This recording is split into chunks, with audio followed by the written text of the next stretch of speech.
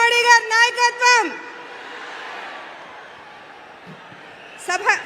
సభకు నమస్కరిస్తూ ఈనాటి చలో చిలకలూరిపేట ప్రజాగళం సభకు విచ్చేసిన అశేష ప్రజానీకానికి, అదేవిధంగా వేదికలు అలంకరించిన భారతీయ జనతా పార్టీ, తెలుగుదేశం, జనసేన నాయకులందరికీ కూడా హృదయపూర్వకంగా నమస్కరిస్తూ, అసాధ్యాలను సుసాధ్యం చేస్తూ 500 సంవత్సరాల కళ నిజం చేస్తూ అయోధ్యలో బాలరామునికి భవ్యమైన దివ్యమైన రామ మందిర నిర్మాణం చేసి చూపించిన మన ప్రధానమంత్రి నరేంద్ర మోడీ గారికి ఆర్టికల్ 370 రద్దు, ముస్లిం మహిళల వైవాహిక జీవితానికి భద్రత కల్పిస్తూ ట్రిపుల్ తలాక్ రద్దు, సాంప్రదాయ వృత్తులకు చేయూతనందిస్తూ వెనుకబడిన వర్గాల వారి జీవితాలలో వెలుగులు నింపే విశ్వకర్మ యోజన, అంత్యోదయ లక్ష్యంతో పేదల జీవన ప్రమాణాలను మెరుగుపడే విధంగా తీసుకున్న అనేక చారిత్రాత్మక నిర్ణయాలు,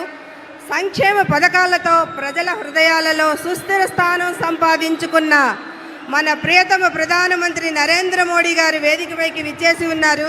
వారికి స్వాగతం, సుస్వాగతం.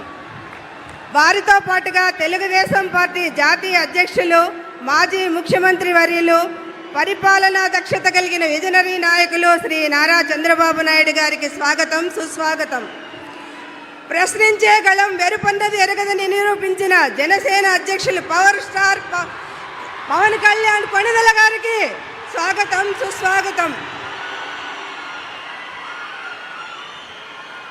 భారతీయ జనతా పార్టీ రాష్ట్ర అధ్యక్షులు మరియు మాజీ కేంద్ర మంత్రివర్యులు అన్న నందమూరి తారక రామారావు గారి ముద్దుల తనయ, నిబద్ధత క్రమశిక్షణకు మారుపేరుగా కలిగిన మహిళా నాయకురాలు శ్రీమతి దగ్గుపాటి పురంధరేశ్వరి గారికి స్వాగతం, సుస్వాగతం.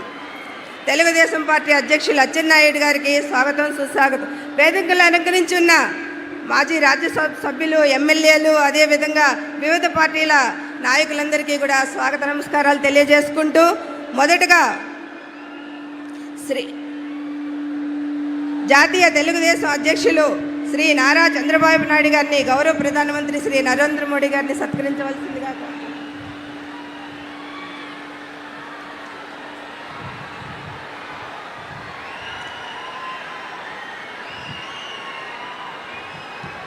శ్రీ పవన్ కళ్యాణ్ గారిని, ప్రధానమంత్రి గారిని పుష్పగుచ్చంతో సత్కరించవలసిందిగా కోరుకుంటా ఉన్నాను.